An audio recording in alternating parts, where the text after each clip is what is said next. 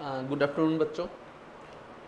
आज हम लोग एक क्लोज टेस्ट देखते हैं। आइए हम लोग एक क्लोज टेस्ट को देखते हैं और यह आपका 16वां क्लोज टेस्ट है, 16th क्लोज टेस्ट है। इससे पहले हम लोगों ने 15 क्लोज टेस्ट को सॉल्व कर लिया है और हर बार हम आपको यही बतलाते हैं कि जब भी क्लोज टेस्ट को सॉल्व करना हो तो एक बार पढ़ लेना चाहिए, क्लोज टेस्ट को एक बार थॉरोली पढ़ लेना चाहिए। ठीक है, तो चलिए हम लोग स्टार्ट करते हैं। और ये जो क्लोज टेस्ट हम लोग सॉल्व करेंगे ये प्रीवियस ईयर का पूछा हुआ क्वेश्चन है, ठीक है ना। और हम लोग जो क्लोज टेस्ट को सॉल्व करेंगे वो डिटेल में सॉल्व करेंगे, ठीक है ना। जो एक्सप्लेन करेंगे वो पूरी डिटेल में एक्सप्लेन करेंगे, चारों ऑप्शन को हम लोग एक्सप्लेन करेंगे। ऐसा नहीं है केवल आंसर को एक्सप्लेन करना है, ऐसा नहीं है। आंसर को तो एक्सप्लेन करेंगे ही, साथ में बाकी जो तीनों ऑप्शन है हम उसके बारे में भी स्टडी करेंगे कि ये तीनों आंसर क्यों नहीं हुआ, यानी कि ये आंसर हुआ तो क्यों हुआ और बाकी तीनों आंसर क्यों नहीं हुआ, इस चीज को भी हम लोग एक्सप्लेन करेंगे। ठीक है, तो सबसे पहले एक तो ये देख लीजिए, ये आपका क्लोज टेस्ट है, ठीक है ना। ये प्रीवियस ईयर का पूछा हुआ क्लोज टेस्ट है, ये आपका क्लोज टेस्ट है। तो इसको एक बार आप देख लीजिए, एक बार आप खुद से इसको सॉल्व करने की कोशिश कीजिए। ये आज ज़्यादा मुश्किल नहीं है, ये आसान क्लोज टेस्ट है। आप इसको एक बार खुद से सॉल्व करने की कोशिश कीजिए, उसके बाद हम आपको बतलाएंगे कि उसके बाद जब हम एक्सप्लेन करेंगे तब आप मिलाइएगा कि आपका कितना सही हुआ है और कितना गलत हुआ है। तो आपको 10 सेकंड का समय देते हैं, वीडियो को पॉज कीजिए और एक बार खुद से इसको सॉल्व करने की कोशिश कीजिए और सॉल्व कीजिए, और उसके बाद फिर जब हम डिस्कस करेंगे तब देखिएगा कि आपका कितना सही हुआ और कितना गलत हुआ। ठीक है, तो जल्दी से एक बार आप इसको देख लीजिए, जल्दी से।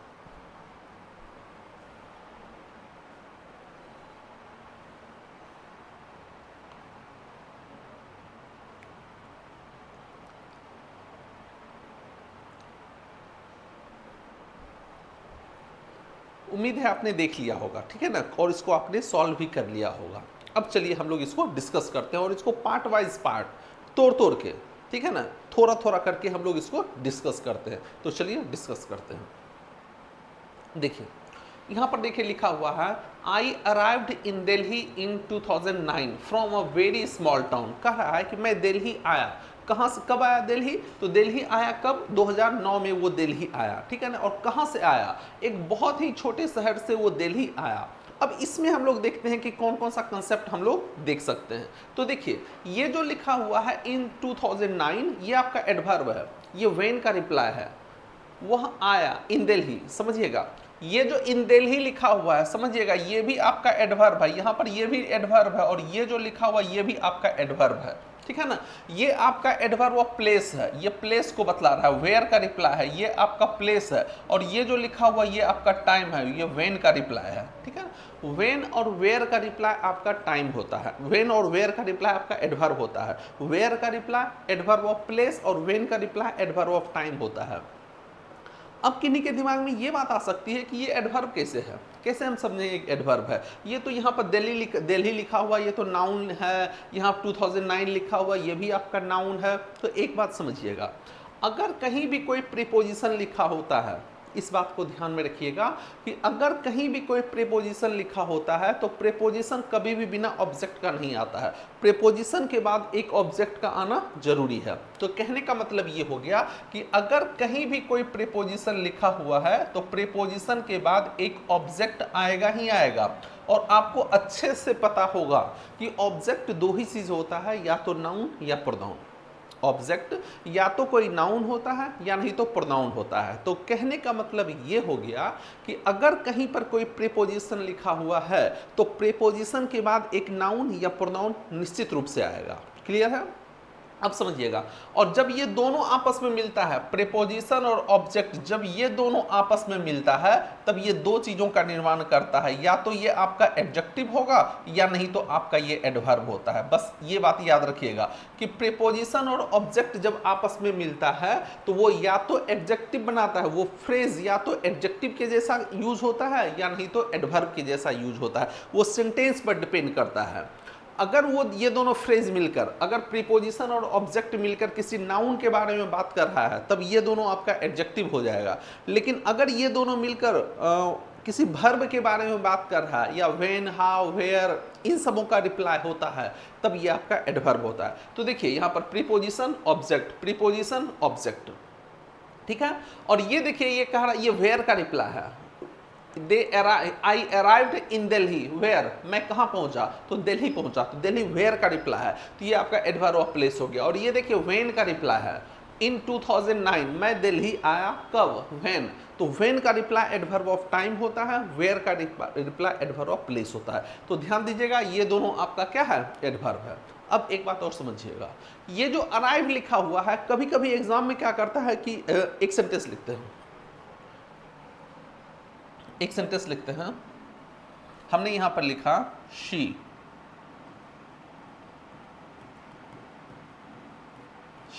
अराइव्ड टू पटना, हमने यहां पर ये सेंटेंस लिखा। तो ध्यान दीजिएगा कभी कभी एग्जाम में क्या करता है कि अराइव के साथ आपको टू लगाकर क्वेश्चन देता है, सी अराइव्ड टू पटना ऐसे करके क्वेश्चन देता है। तो ध्यान दीजिएगा अराइव के साथ जो होता है वो दो ही प्रीपोजिशन का यूज होता है। अराइव के साथ या तो एट का यूज होता है या नहीं तो एन का, या तो सॉरी इन का यूज होता है। अराइव के साथ या तो एट का यूज होता है या नहीं तो इन का यूज होता है, टू का यूज कभी नहीं होता है। इस बात का ध्यान रखिएगा कि अगर कहीं पर अराइव लिखा हुआ है तो अराइव के साथ कम से कम टू का यूज तो नहीं होता है। अराइव के साथ दो ही प्रीपोजिशन आता है, या तो एट आएगा या नहीं तो इन आएगा। तो कहने का मतलब ये हो गया कि अगर कहीं भी अराइव लिखा हुआ है, अराइव लिखा हुआ है तो अराइव के साथ या तो एट का यूज होता है या नहीं तो अराइव के साथ इन का यूज होता है, बस दो ही प्रीपोजिशन का यूज होता है। अब कब एट का यूज होगा और कब इन का यूज होगा ये समझना है। समझिएगा अगर वो पहुंचने का काम, अराइव मतलब होता है कहीं पर पहुंचना, जिस जगह पर हम पहुंचे हैं अगर वो कोई स्मॉलर प्लेस है, छोटी जगह है, तब उसके लिए एट का यूज करेंगे। और अगर वो बड़ी जगह है, बिग प्लेस है, तब उसके साथ हम इन का यूज करेंगे। तो अराइव एट के साथ इन एट का, अराइव एट लिखा हुआ है इसका मतलब यहां पर कोई स्मॉलर प्लेस है, और अराइव इन लिखा हुआ है इसका मतलब कोई बिगर प्लेस है। तो देखिए यहां पर दिल्ली है, दिल्ली आपका क्या होता है, बिगर प्लेस है। राजधानी है, राजधानी क्या होती है, बिगर प्लेस, तो बिगर प्लेस है तो यहां पर इन का यूज होगा। तो कहने का मतलब ये हो गया कि अगर कहीं पर अराइव के साथ एट लगा हुआ है तब इसका यूज होता है स्मॉलर प्लेस के लिए, कोई छोटी जगह है। अगर कहीं पर कोई छोटी जगह है तब वहां पर हम लोग एट का यूज करेंगे, और अगर कहीं पर कोई बड़ी जगह है, बिगर प्लेस है, और अगर कहीं पर कोई बिगर प्लेस है तब उसके लिए हम लोग इन का यूज करते हैं। तो ये बात याद रखिएगा। अब एक बात समझिएगा, एक फ्रेज होता है अराइव एट अ डिसीजन और कंक्लूजन। आप सुने होंगे अराइव एट अ डिसीजन या अराइव एट अ कंक्लूजन, और इसका अर्थ होता है किसी निष्कर्ष पर पहुंचना, ठीक है ना। तो एक बात याद रखिएगा, इस फ्रेज को याद रखिएगा।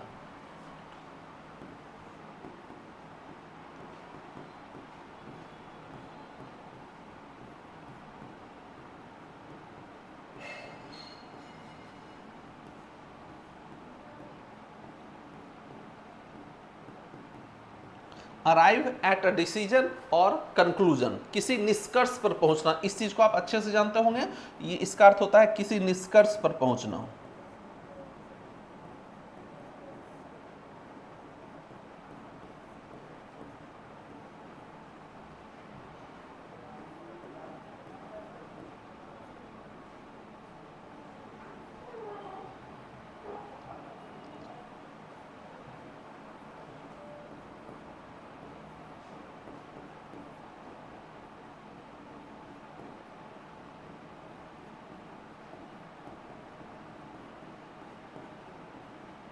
किसी नतीजे पर पहुंचना, किसी निर्णय पर पहुंचना, तो ये याद रखिएगा अराइव के साथ ये यूज होता है, ठीक है। तो यहां से हमने क्या सीखा, यहां से हमने दो तीन बातें सीखी। कौन कौन सी बातें सीखी, एक तो हमने ये सीखा कि अगर कहीं पर कोई प्रीपोजिशन है और उसके साथ जब ऑब्जेक्ट मिलता है तो वो या तो एडजेक्टिव का काम करता है या एडवर्ब का काम करता है। यहां पर देखिए ये दोनों आपका एडवर्ब है, ये आपका प्लेस है और ये टाइम है, एडवर्ब ऑफ प्लेस और एडवर्ब ऑफ टाइम है। ये वेयर का रिप्लाई है और ये व्हेन का रिप्लाई है, ठीक है ना, ये याद रखिएगा। और दूसरी बात, एग्जाम में क्या करता है, अराइव के साथ टू लगाकर क्वेश्चन देता है। तो ध्यान दीजिएगा अराइव के साथ दो ही प्रीपोजिशन आता है, या तो एट आएगा या इन आएगा।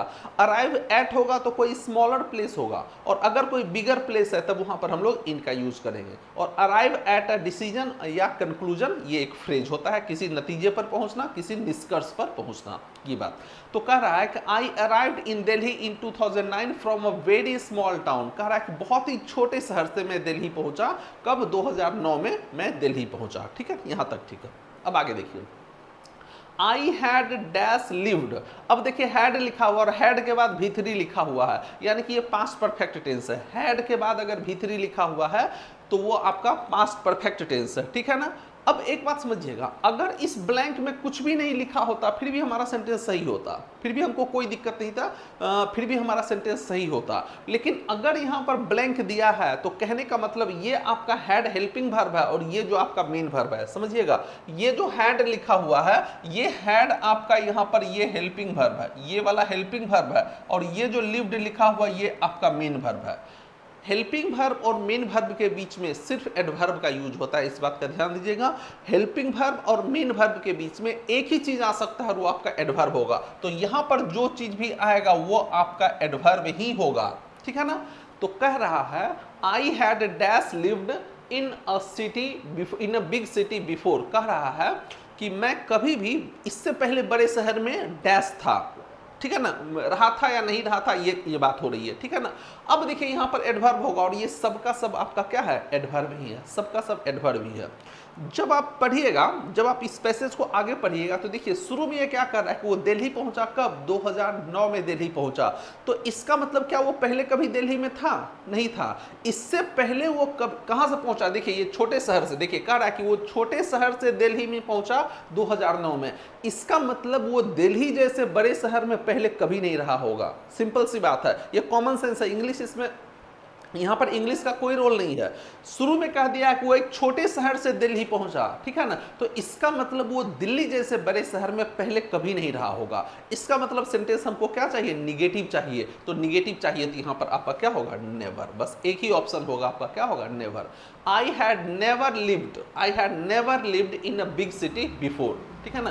कह रहा है कि पहले जो है वो कभी भी इस तरह के बड़े शहर में नहीं रहा था। अब एक बात और समझिएगा, देखिए ये हैड प्लस भी3 लिखा हुआ पास्ट परफेक्ट, तो अगर कहीं भी पास्ट परफेक्ट टेंस होता है तो पास्ट परफेक्ट टेंस के साथ बिफोर का यूज होता है, और अगर पास्ट इंडेफिनिट होगा तो पास्ट इंडेफिनिट के साथ अगो का यूज होता है। ये बात भी ध्यान में रखिएगा। क्या क्या ध्यान में रखना है आपको, ध्यान में ये रखना है कि अगर कहीं पर पास्ट परफेक्ट टेंस लिखा हुआ है, अगर कहीं पर आपका पास्ट परफेक्ट टेंस लिखा हुआ है तो पास्ट परफेक्ट टेंस के साथ बिफोर का यूज होता है, इस बात का ध्यान रखिएगा। अगर कहीं भी पास्ट परफेक्ट है तो पास्ट परफेक्ट टेंस के साथ बिफोर का यूज होता है, लेकिन अगर कहीं पर पास्ट इंडेफिनिट टेंस लिखा हुआ है,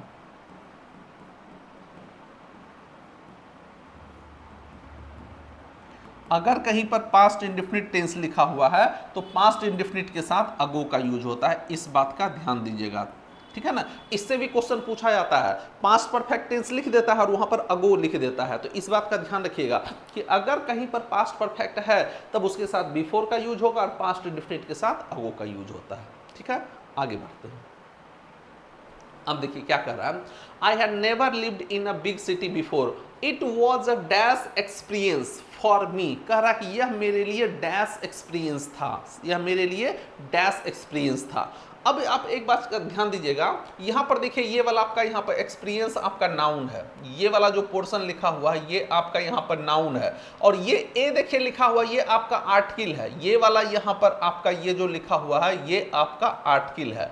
अब समझिएगा, अगर कभी भी आर्टिकल और नाउन के बीच में एक ही वर्ड आया है, समझिएगा, अगर कहीं भी आर्टिकल लिखा हुआ है, एक बात समझिएगा, अगर कहीं भी आर्टिकल कोई लिखा हुआ है, अगर कहीं भी आर्टिकल लिखा हुआ है और आर्टिकल और नाउन के बीच में एक ही वर्ड लिखा हुआ है, ध्यान दीजिएगा, आर्टिकल और नाउन के बीच में अगर एक ही वर्ड लिखा हुआ ब्लैंक रहेगा तो ये आपका यहां पर सिर्फ और सिर्फ आपका यहां पर एडजेक्टिव ही आएगा, इस बात का ध्यान दीजिएगा। आर्टिकल और नाउन के बीच में अगर एक ही वर्ड है तो वहां पर आपका सिर्फ एडजेक्टिव आएगा, लेकिन अगर कहीं पर आर्टिकल है, ध्यान दीजिएगा, अगर कहीं पर कोई आर्टिकल है और उसके बाद नाउन है, आर्टिकल और नाउन है, आर्टिकल है और नाउन है, और इस दोनों के बीच में दो ब्लैंक लिखा हुआ है, दो ब्लैंक लिखा हुआ है, आर्टिकल और नाउन के बीच में दो ब्लैंक लिखा हुआ है, तो ये जो पहला ब्लैंक होगा यहां पर कोई ना कोई आपका एडजेक्टिव आएगा, और ये जो दूसरा ब्लैंक होगा यहां पर दो वर्ड है तो यहां पर आपका कोई ना कोई एडवर्ब आएगा। अब समझिएगा, अगर आर्टिकल और नाउन के बीच में एक ही वर्ड आना होगा तो वो वर्ड आपका एडजेक्टिव ही आएगा, अगर आर्टिकल और नाउन के बीच में दो वर्ड आना होगा तो पहला वर्ड एडजेक्टिव होगा और दूसरा वर्ड आपका एडवर्ब होगा। लेकिन अगर आर्टिकल और नाउन के बीच में तीन वर्ड आना होगा, समझिएगा, अगर कहीं भी कोई आर्टिकल लिखा हुआ है, अगर कहीं भी आर्टिकल है और आर्टिकल के बाद यहां पर कोई नाउन लिखा हुआ है और इन दोनों के बीच में तीन वर्ड आना है, ध्यान दीजिएगा, अगर इन दोनों के बीच में तीन वर्ड आना है तो ये जो पहला वर्ड होगा, ये पहला वर्ड आपका एडजेक्टिव होगा, ठीक है ना। ये जो दूसरा वर्ड होगा, ये दूसरा वर्ड आपका एडवर्ब होगा, और ये जो तीसरा वर्ड होगा, ये तीसरा वर्ड भी आपका एडवर्ब ही होगा। इस बात का ध्यान दीजिएगा, ठीक है ना। ये चीज समझिएगा कि अगर आर्टिकल और नाउन के बीच में एक ही वर्ड आएगा तो वो एडजेक्टिव होगा, दो वर्ड आएगा तो पहला एडजेक्टिव दूसरा एडवर्ब, और तीन वर्ड आएगा तो पहला एडजेक्टिव उसके बाद एडवर्ब और उसके बाद फिर आएगा एडवर्ब आएगा। क्लियर है, इस बात का ध्यान दीजिएगा।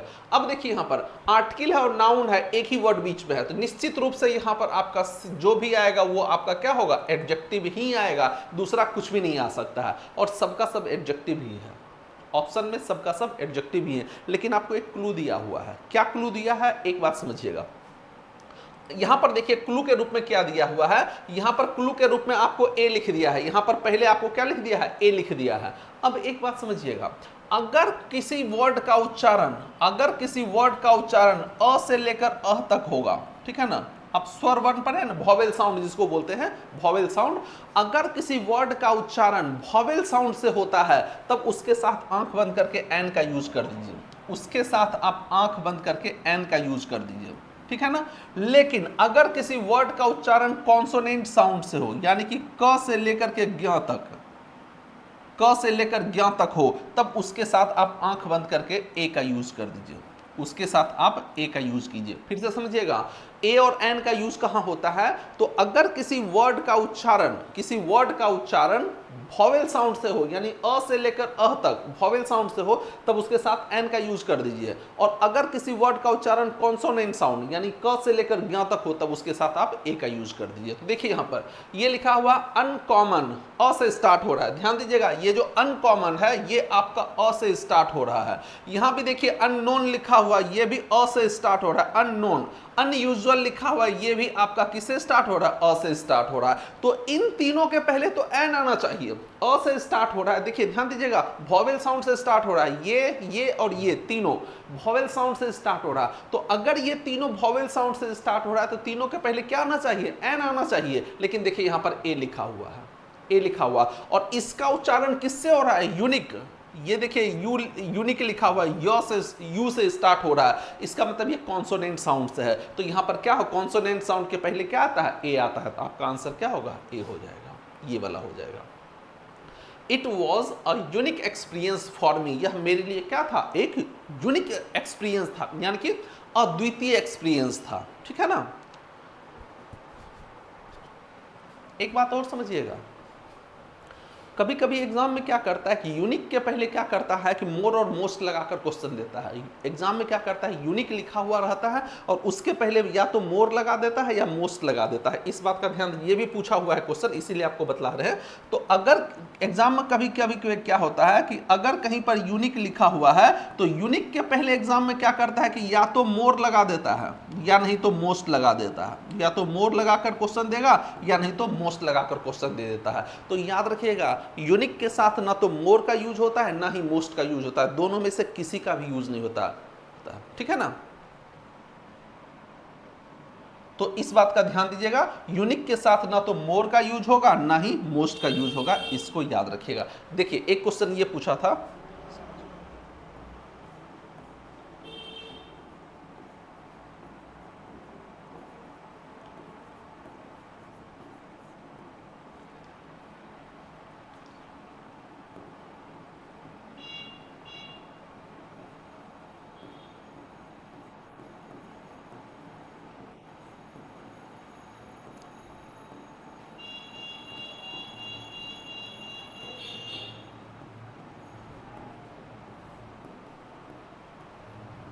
देखिए लिखा हुआ है this was a most unique experience for मी, या तो अ मोस्ट रहेगा या द मोस्ट रहता है, ठीक है ना।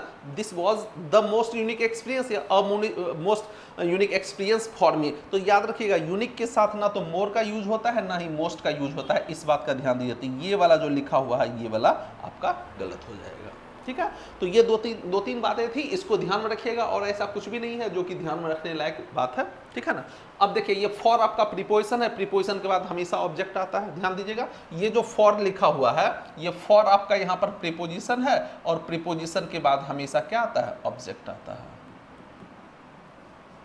आगे देखिए आई वॉक्ड अराउंड, अराउंड का मतलब होता है आसपास। कह रहा है कि वो क्या करता था, कह रहा है कि जब वो दिल्ली पहुंचा तो दिल्ली में वो क्या करता था कि इधर उधर घूमते रहता था। आई वॉक्ड अराउंड, अराउंड का मतलब चारों तरफ, हमको पता नहीं है किधर हम हैं जा रहे हैं, लेकिन बस हम घूम रहे हैं, यूं ही एवे घूमे जा रहे हैं, तो उसके लिए हम लोग अराउंड का यूज करते हैं। तो आई वॉक्ड अराउंड कह रहा है कि मैं इधर उधर घूमा करता था। देखिए पास्ट इंडेफिनिट, पूरा का पूरा पैसेज पास्ट में लिखा हुआ है, ध्यान दीजिएगा, पूरा का पूरा पैसेज आपका पास्ट टेंस में लिखा हुआ है। तो वही कह रहा है कि आई वॉक्ड अराउंड, मैं इधर उधर घूमा करता था, ठीक है ना। Learning, learning dash names of the street, learning. अब समझिए कि ये लर्निंग क्या है, बिफोर क्या है, ठीक है ना, समझिए। अगर कहीं भी कोई V4 लिखा हुआ है तो V4 आपका मेन वर्ब का काम एक ही कंडीशन में करता है, समझिएगा। अगर कहीं भी कोई V4 लिखा हुआ है तो V4 आपके मेन वर्ब का काम एक ही कंडीशन में करता है, जब उसके पहले is, am, are, was, were लिखा हुआ रहे तभी। तो कहने का मतलब अगर कहीं भी कोई V4 लिखा हुआ है, अगर कहीं भी कोई V4 लिखा हुआ है तो ये एक ही कंडीशन में मेन वर्ब का काम करता है, ध्यान दीजिएगा। ये एक ही कंडीशन में मेन वर्ब का काम करेगा, कब, जब इसके पहले ये लिखा हुआ रहेगा। इसके पहले या तो इज लिखा हुआ है, एम लिखा हुआ रहे, आर लिखा हुआ रहे, वॉज लिखा हुआ रहे, या वर लिखा हुआ रहे। इसके पहले अगर ये लिखा हुआ रहेगा तभी ये मेन वर्ब हो सकता है, अन्यथा ये मेन वर्ब नहीं होता है। तब क्या होता है, तब ये या तो आपका एडजेक्टिव होता है या नाउन होता है, यानी कि तब ये आपका पार्टिसिपल होगा या जिरंड होगा, बस यही दो चीज हो सकता है। तो देखिए यहाँ V4 के पहले देखिए इज, एम, आर, वॉज, वर कुछ भी नहीं लिखा हुआ है, इसका मतलब ये V4 आपका यहाँ पर वर्ब नहीं है, ये मेन वर्ब नहीं है। वर्ब तो है ही, मेन वर्ब नहीं है। अब ये या तो एडजेक्टिव होगा यानी पार्टिसिपल होगा, या नहीं तो जिरंड होगा। आप मन ही में सोचकर हमको बतलाइए, तो जल्दी से सोचिए और बतलाइए तो ये क्या है यहाँ पर, ये आपका जिरंड है या पार्टिसिपल, यानी कि नाउन है या एडजेक्टिव है। जल्दी से कोई भी आदमी सोचिए, अपने मन में सोचिए और सोचकर बतलाइए तो क्या है। सोच लिया आपने, सोचा होगा कि जिरंड है कि नहीं, आपने सोचा होगा क्या, जिरंड है, लेकिन ये जिरंड नहीं है, ये आपका पार्टिसिपल है। ध्यान दीजिएगा, ये आपका पार्टिसिपल है, ये जो यहाँ पर लिखा हुआ है ये आपका एडजेक्टिव है, ये आपका एडजेक्टिव है। अब कैसे पता चला कि ये एडजेक्टिव है, तो ये फिर कभी बतलाएंगे, बस अभी आप शॉर्ट में ये जान लीजिए कि ये आपका यहाँ पर क्या है, पार्टिसिपल है।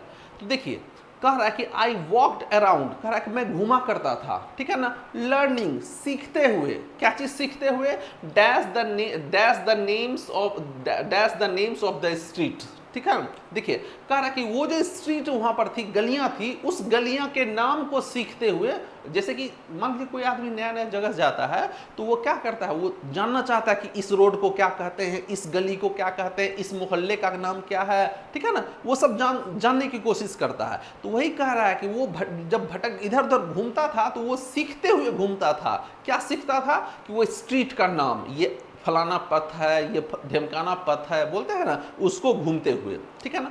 अब एक बात समझिएगा, देखिए ऑफ लिखा हुआ है, ये ऑफ लिखा हुआ है, यहां पर एक नाउन है और यहां भी एक नाउन है। अब देखिए ये जो नाउन है स्ट्रीट लिखा हुआ है, ये स्ट्रीट, अब ये स्ट्रीट का ही नाम वो सीख रहा था। वो किसका नाम सीखता था, वो जो स्ट्रीट था, वो गली रास्ता जो था उसका नाम।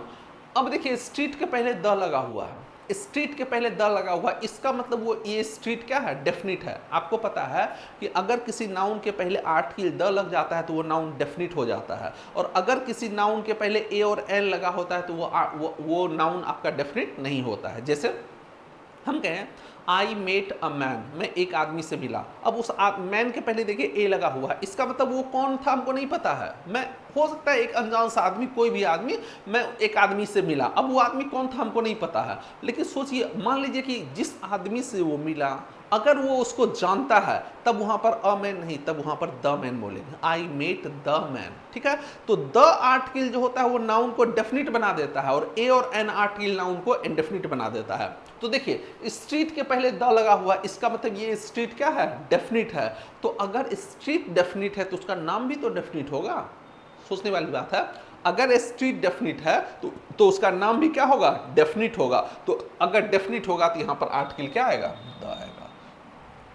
ऐसे भी एक चीज समझिएगा, एक चीज समझिएगा, अगर कहीं भी दो नाउन लिखा हुआ है, समझिएगा, अगर एक नाउन आपका यहां पर ये लिखा हुआ है और एक नाउन आपका यहां पर ये लिखा हुआ है, दो नाउन लिखा हुआ है और बीच में अगर ये ऑफ प्रीपोजिशन से जुड़ा होता है, दूसरा प्रीपोजिशन भी आता है जनरली ऑफ ही, अगर दो नाउन ऑफ प्रीपोजिशन से जुड़ा होता है तो पहले वाले नाउन के साथ द आर्टिकल का यूज होता है। इस बात का ध्यान दीजिएगा, पहले वाले नाउन होगा इसके साथ आप द का यूज कर दीजिएगा। जनरली ऐसा ही होता है, हम ये नहीं कह रहे हैं कि हमेशा ऐसा होता है, जनरली ऐसा ही होता है। ठीक है ना, तो देखिए एक नाउन आपका यहां पर ये है, एक नाउन आपका यहां पर ये है और एक नाउन यहां पर ये है और दो नाउन किससे जुड़ा हुआ है, ऑफ से जुड़ा हुआ है। तो पहले नाउन के साथ हम लोग क्या लगा देंगे, द लगा देंगे। ठीक है, तो कह रहा है आई वॉकड अराउंड, कह रहा है कि मैं घूमा करता था, learning the names of the street, कह रहा है कि वहां के स्ट्रीट के नाम को सीखते हुए जानते हुए मैं क्या करता था, घूमा करता था।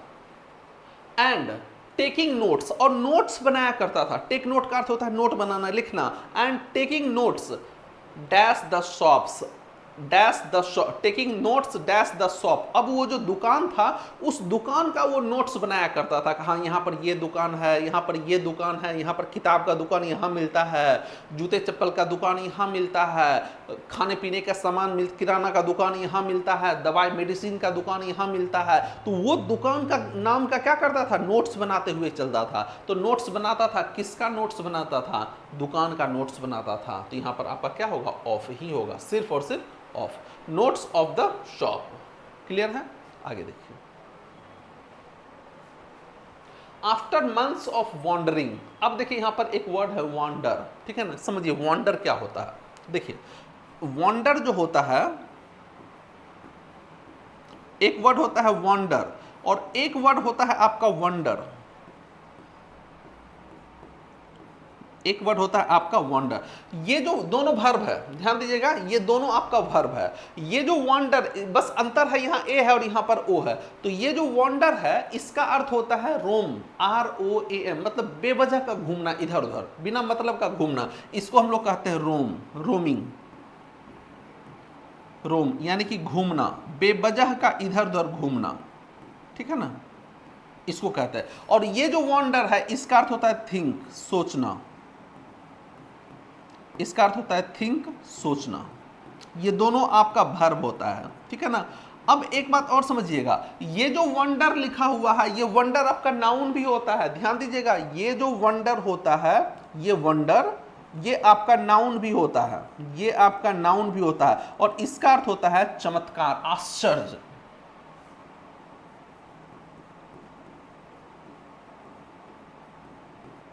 आश्चर्य, इसी वंडर से बना है वंडरफुल। ठीक है ना, जैसे ताजमहल क्या है, 7 वंडर्स है of the world. The Taj Mahal is the 7 among the 7 wonders of the world. तो इस वंडर, ये आपका नाउन भी होता है और इसका अर्थ होता है आश्चर्य। तो यहां पर ये वंडर, वंडर, इस वंडर का अर्थ होता है रोम, मतलब क्या, घूमना, इधर उधर बेवजह का घूमना। और इस वंडर का अर्थ होता है सोचना। और इस वंडर का अर्थ जब ये नाउन होगा तब इसका अर्थ होता है आश्चर्य। ये दोनों आपका वर्ब है और ये नाउन। तो कह रहा है आफ्टर मंथ्स ऑफ वॉन्डरिंग, कह रहा है महीनों घूमने के बाद, महीनों बेवजह का इधर उधर घूमने के बाद, आई डैश दैट। अब देखिए यहां पर ध्यान दीजिएगा, आई सब्जेक्ट है और ये वाला पोर्शन देखिए आपका कंजंक्शन है। आई सब्जेक्ट है और ये कंजंक्शन है। तो निश्चित रूप से यहां पर कोई ना कोई एक मेन वर्ब ही आएगा, क्योंकि बिना मेन वर्ब का सेंटेंस होता ही नहीं है। ध्यान रखिएगा, सेंटेंस कभी भी मेन वर्ब के बिना हो ही नहीं सकता। हेल्पिंग वर्ब के बिना सेंटेंस हो सकता है, लेकिन मेन वर्ब के बिना कभी भी सेंटेंस नहीं होता है। सेंटेंस में एक मेन वर्ब होना ही होना है। तो ये सब्जेक्ट के बाद यहां पर हमको क्या चाहिए, मेन वर्ब चाहिए। इधर कहीं पर मेन वर्ब है ही नहीं, मेन वर्ब है ही नहीं। अब देखिए ये वॉन्डरिंग, देखिए V4 लिखा हुआ है अभी आपको बतलाए थे कि अगर कहीं पर कोई V4 लिखा हुआ है तो वो या तो वो मेन वर्ब का काम केवल तब करेगा जब उसके पहले is am are was were लिखा हुआ रहे। इसके पहले is am are was were है क्या? नहीं है, ठीक है।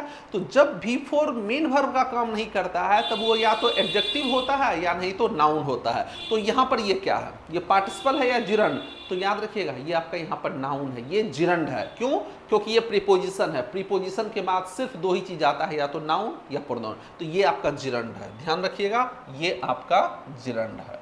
ये V4 आपका जिरंड है यानी कि नाउन है। ये जो V4 है ये आपका जिरंड है। तो वर्ड्स को पहचानना सीखिए बाबू, पहचानना सीखिए। अब देखिए ये आफ्टर प्रीपोजिशन है, प्रीपोजिशन के बाद यहाँ पर ये क्या है? नाउन आया है। प्रीपोजिशन के बाद हमेशा ऑब्जेक्ट आता है और ऑब्जेक्ट कोई नाउन ही होता है या प्रोनाउन होता है। तो ये जो मंथ लिखा हुआ है ये मंथ आपका यहाँ पर क्या है? नाउन है, ठीक है ना।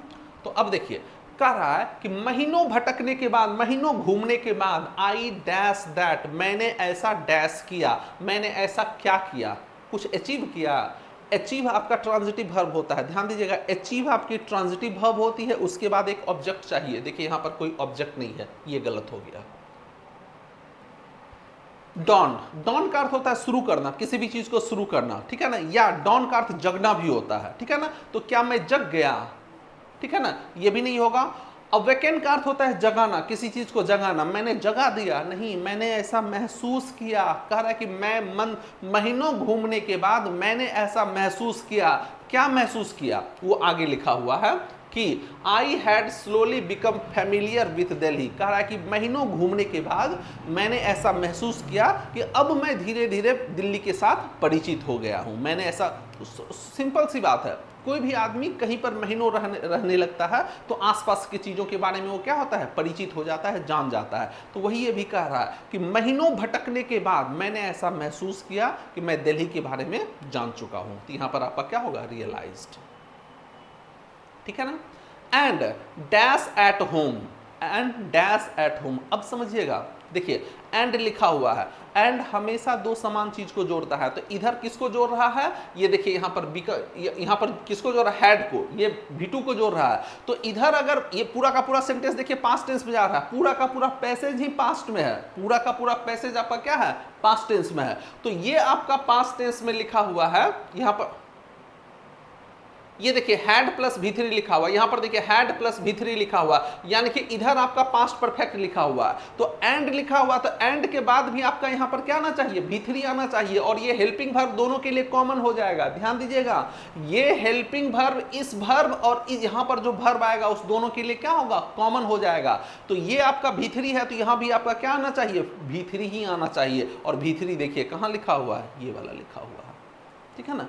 अब समझिए यहां पर लिखा हुआ आई लिखा हुआ, तो आई के साथ आपका फील्स तो हो ही नहीं सकता है। आई के साथ आपका फील्स हो ही नहीं सकता है। आई के साथ फीलिंग कभी नहीं होगा। V4 का यूज तभी होता है वर्ब के रूप में जब उसके पहले इज एम और वॉज वर रहे, ठीक है। अब एक बात और समझिएगा, फील आपका प्रेजेंट टेंस है, जबकि ये पूरा का पूरा पैसेज किसमें है? पास्ट टेंस में। यहां पर फेल्ट हो जाएगा और ये फेल्ट आपका V3 है। अब एक बात और समझिएगा, एक फ्रेज होता है फील एट होम। यहां पर देखिए क्या लिखा? Feel at home, felt at home. Feel at home का मतलब क्या होता है? अच्छा महसूस करना, घर के जैसा महसूस करना। जब हम कहीं पर रहने लगते हैं और वहां पर हमको अच्छा महसूस होने लगता है तब हम लोग कहते हैं I feel at home here, मैं यहाँ पर घर के जैसा महसूस करता हूँ। तो जब वो दिल्ली में महीनों वहां पर रहने लगा तब वो उसको ऐसा महसूस हुआ कि अब वो दिल्ली के बारे में जान गया है और उसको अब दिल्ली अपना घर जैसा लगने लगा। उसको ही फेल्ट एट होम, वो घर के जैसा लगने लगा वहां, इसलिए यहाँ पर आपका फेल्ट ही आएगा। अब देखिए ऑन वीकेंड्स, सप्ताहांत, यानी कि जब सप्ताह का अंत यानी सैटरडे संडे की बात हो रहा है। वीकेंड कहते हैं सैटरडे और संडे को, ठीक है ना। कह रहा कि सैटरडे और संडे को मैं क्या करता था? आई पैक्ड सम चपातीज, चपाती मतलब रोटी। कह रहा कि मैं कुछ रोटी को क्या करता था? पैक करता था, जो हमको खाने के लिए मिलता था वो पैक कर लेता था। अब कौन सी चपाती है उसके बारे में यहाँ पर बात है। देखिए ये आपका ये सब का सब देखिए आपका V3 लिखा हुआ है, ये V3 लिखा हुआ है। और यहाँ पर जो है एक दैट कंजंक्शन कंजंक्शन जो है, ये दैट कंजंक्शन आपका अंडरस्टूड है, ये दैट कंजंक्शन अंडरस्टूड है, ठीक है ना। और उसके बाद आपका यहां पर ये सब का सब आपका V3 है, और उसके बाद यहां पर V3 लिखा हुआ है। तो याद रखिएगा ये जो V3 है यहां पर पार्टिसिपल है, एडजेक्टिव है, ठीक है ना। और ये दैट कंजंक्शन यहां पर क्या है, रिलेटिव प्रोनाउन है, ये रिलेटिव प्रोनाउन है। और रिलेटिव प्रोनाउन यहां पर अंडरस्टूड है, और आप पढ़े होंगे कि रिलेटिव प्रोनाउन को अंडरस्टूड कब करते हैं। रिलेटिव प्रोनाउन अंडरस्टूड तब होता है जब रिलेटिव प्रोनाउन ऑब्जेक्ट के रूप में होता है। जब किसी रिलेटिव प्रोनाउन का यूज सेंटेंस में ऑब्जेक्ट के रूप में हो, तब हम उस रिलेटिव प्रोनाउन को नहीं भी लिखते हैं तो कोई फर्क नहीं पड़ता है। तो देखिए यहां पर, ये देखिए ये रिलेटिव प्रोनाउन किसके लिए आ रहा है, चपाती के लिए, और चपाती यहां पर देखिए ऑब्जेक्ट है, ये सब्जेक्ट, वर्ब और ऑब्जेक्ट। तो यहां पर ये रिलेटिव प्रोनाउन किसके लिए आ रहा है, ऑब्जेक्ट के रूप में यूज हो रहा है। तो अगर ऑब्जेक्ट के रूप में यूज होगा तो आप उसको नहीं भी लिख सकते हैं। तो जो चपाती उसको खाने के लिए मिड डे मील में दिया जाता था, उसी को वो क्या करता था, पैक करता था। तो वो चपाती उसको क्या किया जाता था, चपाती उसको मिड डे मील में ऑफर किया जाता था, उसको गिफ्ट दिया जाता था, उसको कंप्लीटेड तो आपका ऐसे भी नहीं होगा, ये तो आउट ऑफ कॉन्टेक्स्ट है, या उसको सर्व किया जाता था। तो याद रखिएगा जब भी भोजन होता है तो भोजन में सर्व किया जाता है, चपाती को क्या करते हैं, सर्व। तो उसको जो चपाती सर्व किया जाता था, खाने के लिए दिया जाता था, उसको वो क्या करता था, पैक करके ले जाता था, वीकेंड में कहीं ले जाता होगा। तो यहां पर आपका सर्व हो जाएगा। ऑफर तो आपका प्रेजेंट, चपाती प्रेजेंट में, तो प्रेजेंट में कभी रोटी देते हैं किसी को गिफ्ट में, प्रेजेंट तो आपका ऐसे ही नहीं होगा। और मिड डे मील में उसको ऑफर देंगे नहीं, देखिए वो पैक करता था, पैक करता था, इसका मतलब क्या हो गया, उसको मिल जाता था। तो जब मिल गया तो ऑफर कैसे देगा, ऑफर का मतलब क्या होगा, मिला नहीं है अभी। लेकिन यहां पर देखिए पैक्ड कर लेता था, आई पैक्ड, मैं कुछ चपाती को पैक करता था, इसका मतलब उसको पहले मिल जाता था। तो ऑफर वाला तो ऐसे भी खत्म हो गया। Then I left for a dash park, कह रहा कि चपाती को हम पैक करते थे और तब आई लेफ्ट, लेफ्ट मतलब चला जाता था, आई left for a dash park. अब देखिए यहां पर फिर से देखिए, ध्यान दीजिएगा, यहां पर पार्क देखिए आपका नाउन है, ये वाला पार्क नाउन है, और यहां पर देखिए ये वाला पोर्शन आपका आर्टिकल है, ये वाला पोर्शन आपका आर्टिकल है। और अभी आपको बतलाए थे कि आर्टिकल और नाउन के बीच में अगर एक ही वर्ड है तो वो वर्ड आपका एडजेक्टिव ही होगा। तो इसका मतलब यहां पर जो भी वर्ड आएगा वो वर्ड आपका यहां पर क्या होगा, ये आपका एडजेक्टिव ही होगा। अब हमको देखना है यहां पर एडजेक्टिव है या नहीं है। तो देखिए सबका सब आपका एडजेक्टिव ही है, सबका सब एडजेक्टिव है, लेकिन ध्यान दीजिएगा ये जो नियर होता है, ये नियर होता है, नियर आपका या तो प्रीपोजिशन होता है या नहीं तो एडवर्ब होता है। यहां पर ये जो नियर लिखा हुआ है, ये नियर यहां पर एडजेक्टिव नहीं है, ये आपका एडवर्ब है। अब आपको लग रहा होगा अगर एडवर्ब है तो ये इसका कॉम्परेटिव और सुपरलेटिव डिग्री क्यों है। तो याद रखिएगा जिस तरह से हम लोग एडजेक्टिव का कॉम्परेटिव और सुपरलेटिव बनाते हैं, उसी तरह से एडवर्ब का भी कॉम्परेटिव और सुपरलेटिव बनाते हैं। और नियर जो होता है वो एडजेक्टिव भी होता है और प्रीपोजिशन भी होता है। कैसे, ऐसे समझिएगा।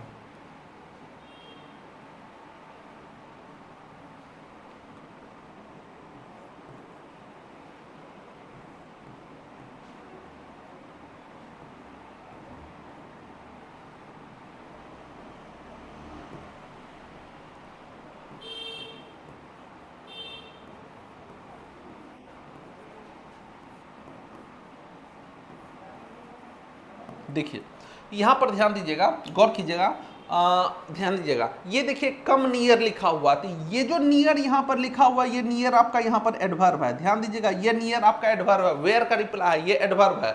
लेकिन यहां पर देखिए ये नियर जो लिखा हुआ ये आपका यहां पर प्रीपोजिशन है, ये वाला नियर जो लिखा हुआ ये प्रीपोजिशन है। कैसे पता चला प्रीपोजिशन है, क्योंकि उसके बाद इसका ऑब्जेक्ट लिखा हुआ है, ठीक है ना। तो अगर नियर अकेले लिखा हुआ है तो वो आपका क्या होता है, एडवर्ब होता है। और अगर उसके बाद कोई नाउन होता है, ऑब्जेक्ट होता है, तब ये आपका प्रीपोजिशन होता है। तो ध्यान दीजिएगा प्रीपोजिशन जो होता है, ध्यान दीजिएगा नियर या तो प्रीपोजिशन होता है या नहीं तो एडवर्ब होता है। और हमको यहां पर क्या चाहिए, एडजेक्टिव चाहिए। तो यहां पर ये जो नियरर और नियरेस्ट लिखा हुआ ये सब का सब आपका क्या है, एडवर्ब है। नियर एडजेक्टिव नहीं होता है। ध्यान दीजिएगा नियर आपका या तो प्रीपोजिशन होता है या नहीं तो एडवर्ब होता है, एडजेक्टिव नहीं होता है। और इसका एडजेक्टिव फॉर्म होता है नियर बाय। तो आपका यहां पर क्या होगा, नियर बाय। करा then I left for a nearby park, कह रहा है कि तब मैं एक नजदीक के पार्क में चला जाता था।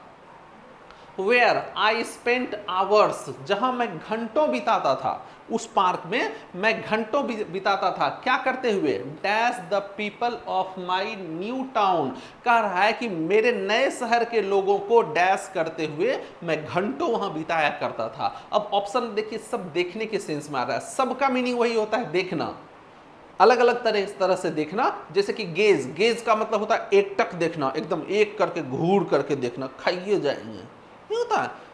रोड पर देखिएगा कुछ लड़का इस तरह से घूर कर देखेगा सामने वाले को, लगेगा खा ही जाएंगे, एकदम घूर कर देखना, ठीक है ना। गेज मतलब होता है घूर कर देखना। वॉच मतलब होता है सावधानी पूर्वक देखना, ठीक है ना। लुक का मतलब होता है ऐसे, में ऐसे देखना। और ग्लांस का मतलब होता है एक नज़र से देखना, एक नज़र देखे चल दिए, ठीक है। लेकिन एक बात समझिएगा, ये जो ग्लांस लिखा हुआ है, लुक लिखा हुआ और गेज लिखा हुआ है, इन तीनों के बाद एट का यूज किया जाता है। ध्यान दीजिएगा, गेज के साथ भी आपका एट का यूज होता है, लुक लिखा हुआ है, लुक के साथ भी एट का यूज होता है, और ग्लांस के साथ भी एट का यूज होता है, तीनों के साथ एट का यूज होता है। केवल वॉचिंग ही ऐसा वर्ब है जिसके साथ एट का यूज नहीं होता है, ये आपका ट्रांजिटिव वर्ब होती है। ये तीनों का तीनों आपके इंट्रांजिटिव वर्ब है, इसलिए इसके बाद प्रीपोजिशन लगा है, और तीनों के साथ एट प्रीपोजिशन ही लगता है। और भी होता है, देखने का और भी होता है, और सबके साथ एट का ही यूज होता है, ठीक है ना। फिर से समझिएगा, समझिएगा एक चीज, देखना का अंग्रेजी बहुत सा होता है, और देखना का जितना भी अंग्रेजी होता है सबके साथ एट का यूज होता है, एक्सेप्ट एक, वॉच को छोड़कर, वॉच को छोड़कर। तो देखिए यहाँ पर एट यहाँ पर नहीं लगा हुआ है, यहाँ पर एट नहीं लगा हुआ, तो अगर एट नहीं लगा हुआ है तो आपका आंसर क्या हो जाएगा, वॉचिंग हो जाएगा। अगर एट लगा होता तब तीनों में से कोई भी हो सकता था, लेकिन एट नहीं लगा हुआ है तो आपका सिर्फ और सिर्फ क्या होगा, वॉचिंग। कह रहा है कि वो पार्क चला जाता था, नजदीक के पार्क चला जाता था, और वहां पर घंटों देखा करता था लोगों को, उस शहर के लोगों को घंटों वो क्या करता था, देखा करता था, ठीक है ना। The people of my new city dash feeding the birds, feed मतलब होता है खिलाना, फीड का अर्थ होता है खिलाना, खिलाते हुए the birds with bits of chapati. कह रहा है कि वो जो चपाती का टुकड़ा जो पैक करके लाता था, तो उस चपाती, बिट मतलब होता है टुकड़ा, चपाती के टुकड़ा को खिलाते हुए, बर्ड्स को खिलाते हुए वो क्या करता था, वो देखता रहता था, जितना देर से वो खिला रहा है उसको क्या करता था, देखते रहता था उसको वहां पर, ठीक है ना। अब हमको यहाँ देखना है अलोंग, ड्यूरिंग, व्हाइल, बिसाइड, ठीक है ना। अब एक बात समझिएगा, ये देखिए V4 लिखा हुआ है, अगर ये V4 लिखा हुआ है, अगर ये V4 लिखा हुआ है तो ये V4 किसको किसको जोड़ रहा है, हमको ये देखना है। तो इसके पहले या तो यहां पर प्रीपोजिशन आ सकता है, या नहीं तो कंजंक्शन आ सकता है। अगर प्रीपोजिशन आएगा तो ये आपका जिरंड हो जाएगा, ठीक है ना। अब देखिए यहां पर देखिए इस ऑप्शन में यहां पर क्या आया था, वॉचिंग आया था, यहां पर वॉचिंग आया था। अब एक बात और समझिए, अलोंग तो आपका हो ही नहीं सकता, अलोंग फीडिंग ये तो आपका आउट ऑफ कॉन्टेक्स्ट है, अलोंग आपका ऐसे ही गलत हो गया। दो वर्ड होता है, एक वर्ड होता है बिसाइड और एक वर्ड होता है बिसाइड्स। ध्यान दीजिएगा, ये बिसाइड है, बिसाइड का अर्थ होता है बगल में, ये जो बिसाइड लिखा हुआ है, बिसाइड का अर्थ होता है बगल में, और एक और वर्ड होता है बिसाइड्स, बिसाइड्स, और ये बिसाइड्स जो होता है ये आपका प्रीपोजिशन होता है, और इसका अर्थ होता है एक्सेप्ट, के अलावा, इसका अर्थ होता है एक्सेप्ट, यानी कि इसका अर्थ होगा के अलावा, के अलावा।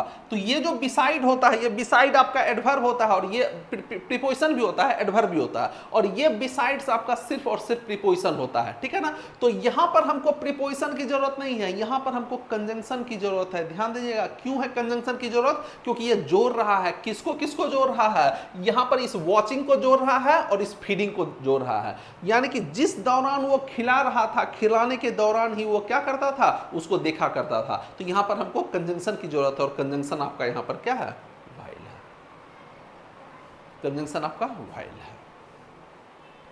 तो ये आपका आज का क्लोज टेस्ट था। अब यही वाला क्लोज टेस्ट है, देखिए ये वाला क्लोज टेस्ट है, पूरा का पूरा आपका एक साथ बना हुआ है, ठीक है ना। इसको एक बार आप देख लीजिएगा, ठीक है। तो आज का ये क्लोज टेस्ट था। हम लोग इसी तरह से डेली एक एक क्लोज टेस्ट हम लोग करते चलेंगे। और देखिए एक दिन में एक ही क्लोज टेस्ट हम क्यों करवाते हैं? इसलिए करवाते हैं ताकि डिटेल में हो सके। हम भी चाहें तो एक दिन में 3-4 क्लोज टेस्ट करवा सकते हैं, लेकिन फिर वो इतना डिटेल में नहीं जाएगा, इतना डिटेल में नहीं हो सकता। आप किसी भी टीचर का वीडियो देख लीजिए, अगर वो 3-4 क्लोज टेस्ट एक ही दिन में करवाते हैं तो वो डिटेल में कभी नहीं करवाएंगे, वो शॉर्ट में बतलाते हुए चले जाएंगे। हमको शॉर्ट में नहीं बतलाना है, शॉर्ट में जानने के लिए तो ढेरों टीचर हैं। हम चाहते हैं कि आपको डिटेल में जानकारी मिले, इसीलिए एक दिन में एक ही क्लोज टेस्ट, और मेरी कोशिश होती है कि डेली आपको एक क्लोज टेस्ट कराएं, आपके लिए डेली एक एक क्लोज टेस्ट हम लेकर आएँ। अभी तक कभी कभी गैप भी हो जाता था, लेकिन अब कोशिश होगी मेरी कि डेली आपके लिए एक क्लोज टेस्ट लाया जाए। ठीक है, तो ये आज का क्लोज टेस्ट था। आज भर इतना ही रखते हैं, फिर अगले दिन हम लोग मिलते हैं। ठीक है, और एक बात और, रात में डेली 9:30 बजे, रात में 9:30 बजे डेली हम लोग लाइव आते हैं और उसमें एसएससी के कुछ इंपॉर्टेंट क्वेश्चन को डिस्कस करते हैं। आप लोग चाहें तो रात में 9:30 बजे वो क्लास आप ज्वाइन कर सकते हैं। डेली लाइव आते हैं और कुछ एसएससी के इंपॉर्टेंट क्वेश्चन को हम लोग क्या करते हैं, डिस्कस करते हैं। ठीक है, तो आज भर हम लोग इतना ही रखते हैं, फिर कल मिलेंगे या आज रात में हम लोग मिलते हैं। ठीक है, तब तक के लिए बाय, ओके, थैंक यू।